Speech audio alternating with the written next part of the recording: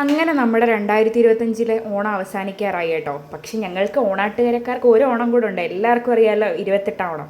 എന്നാലും നമ്മുടെ അവിട്ട ദിന പരിപാടികൾ അവസാനിക്കാൻ പോകാറായി കേട്ടോ. ദേ അതിൻ്റെ സമാപന ചടങ്ങിനായി ഗോക്കപ്പൻ്റെ വക അത്തപ്പൂക്കളം പൊളിക്കൽ ചടങ്ങാണ് നിങ്ങൾ കണ്ടുകൊണ്ടിരിക്കുന്നത് കേട്ടോ.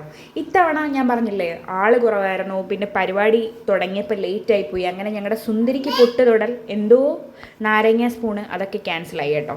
പിന്നെ ഞങ്ങൾ അത്തപ്പൂവൊക്കെ പൊളിച്ച ശേഷം പോയി ഫുഡ് കഴിച്ചു കേട്ടോ. ഉച്ചയ്ക്കത്തെ സെയിം ഫുഡ് തന്നെയാണ് കഴിച്ചത്. വീണ്ടും കാണിച്ച് വിറപ്പിക്കേണ്ടല്ലോ എന്ന് വിചാരിച്ച് ഞാൻ കാണിക്കാൻ കേട്ടോ.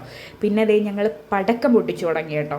ഈ പടക്കം പൊട്ടിക്കുമ്പം സത്യം പറഞ്ഞാൽ ഭയങ്കര സന്തോഷമാണ്. എന്നൊരു വിഷമമെന്ന് വെച്ചാൽ ഇത് കഴിഞ്ഞാൽ എല്ലാവരും പിരിയും കേട്ടോ. അന്ന് കുറച്ച് പേരൊക്കെ അവിടെ കുടുംബത്തിൽ തന്നെ തങ്ങി. ഞങ്ങൾ പക്ഷേ ഇങ്ങ് പോരുന്നു കേട്ടോ, തിരിച്ച് വീട്ടിൽ പോരുന്നു. ഇനി ഇതുപോലൊന്ന് കൂടണമെങ്കിൽ ഞങ്ങളുടെ ഉത്സവം വരണം കേട്ടോ. അപ്പോൾ ആ ഒരു സങ്കടമുണ്ട്. നേരത്തേക്ക് 28 ഞങ്ങൾ ഇതുപോലെ കൂടുമായിരുന്നു. എൻ്റെ രാജ്യമ്മ തന്നെ കൃഷ്ണപുരത്തായിരുന്നു കേട്ടോ താമസിക്കുന്നത്. അപ്പോൾ ഓച്ചിറ അമ്പലത്തിനടുത്താണ് കൃഷ്ണപുരം. അപ്പോൾ അവിടെ 28 നമുക്ക് ഭയങ്കര ആഘോഷമായിരുന്നു കേട്ടോ. പക്ഷേ ഇപ്പോൾ അവരങ്ങ് കുടുംബത്ത് പോയതിന് ശേഷം 28 അത്ര നമ്മളങ്ങോട്ട് ആഘോഷിക്കാറില്ല കേട്ടോ. അപ്പം ഇനി ഇതുപോലൊന്ന് എല്ലാവരും കൂടെ കൂടണമെങ്കിൽ ഞങ്ങൾ മാർച്ചിലെ ഏപ്രിൽ ഉത്സവം വരെ കാത്തിരിക്കണം കേട്ടോ.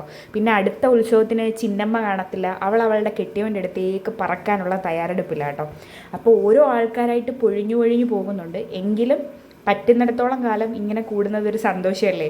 ഗോക്കപ്പനും ആമി ചേച്ചിയും അമ്മും ഒക്കെ നെല്ലോലിലെ സെക്കൻഡ് തലമുറ കേട്ടോ. സെക്കൻഡ് തലമുറ എന്ന് തന്നെ വേണം പറയാം കേട്ടോ. നെല്ലോലിലെ അമ്മുമ്മയുടെ കൊച്ചുമക്കളുടെ മക്കളാട്ടോ ഇവരൊക്കെ. അപ്പോൾ ഇവർക്ക് ഇപ്പോഴും ഇങ്ങനെ ഓണം ആഘോഷിക്കാൻ പറ്റുന്നത് വലിയൊരു ഭാഗ്യമായിട്ടാണ് ഞാൻ കരുതുന്നത്. കാരണം ഞാൻ ഈ വീഡിയോസൊക്കെ ഇടുന്ന സമയത്ത് ഒരുപാട് പേര് പറയാറുണ്ട് കേട്ടോ, ഭയങ്കര ഭാഗ്യമാണ് ഇങ്ങനെ കുടുംബത്തിൽ ഇങ്ങനെ ഓണമൊക്കെ ആഘോഷിക്കാൻ പറ്റുന്നത്. അപ്പോൾ ഇതും തുടർന്നും ആഘോഷിക്കണമെന്നാണ് ആഗ്രഹം.